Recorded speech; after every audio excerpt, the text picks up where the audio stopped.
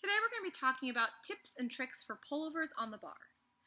If you're lucky enough to have an at-home bar that kind of looks like this, there's a lot that you can do to get stronger and to build up your muscles for just doing a better pullover, or even if you're trying to learn it for the first time.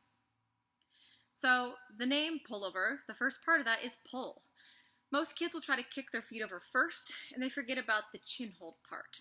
So the first thing you should do at home is make sure that you can do at least a 3 to 5 second chin hold. This would be an over grip. Up to you if you want thumbs under or over the bar.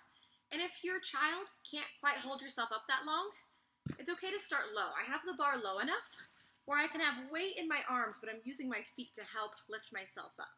So maybe if you have your feet up on a mat, we can do this for about 10 to 15 seconds. Another good challenge right here is seeing if you can switch without lowering your chin. So maybe doing a series of switches or a series of holds. Now, when we're thinking about going upside down, a lot of kids get scared about that initial part where your hips go over. So step one, again, a prerequisite is making sure someone feels comfortable going forwards around the bar. So the opposite of pullover is kind of that forward roll over the bar. Making sure they understand how to shift their grip under, tuck their chin, and stay close to the bar.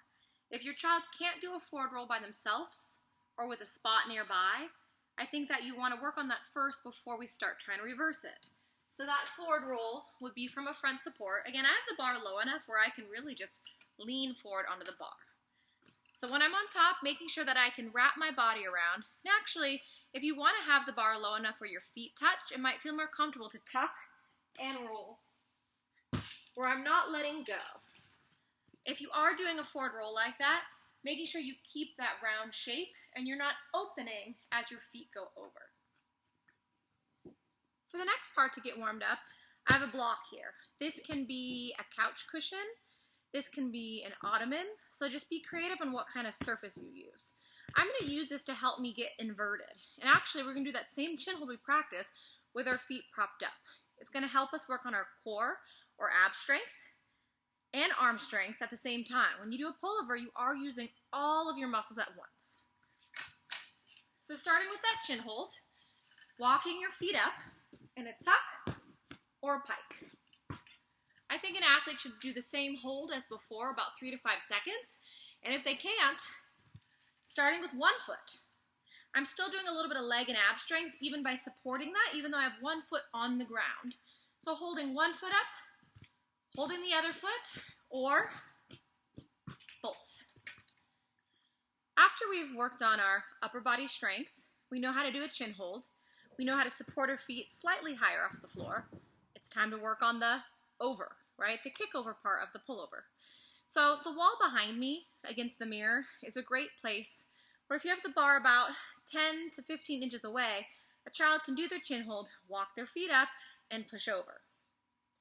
You can do this against any wall. I think most of your kids are probably doing handstands walking to the wall anyways, so setting up the bar safe enough where they can walk up and still be close enough to get their hips to the bar. So that's going to look like this. You can even start low. I mean, this can be the same height for your kid. I can put my hips on the ground, feet on, sliding them up, and then even just starting here. This might be enough for some before we try to get our hips over the bar. I'm going to show you a couple versions and styles of pullovers and what they look like.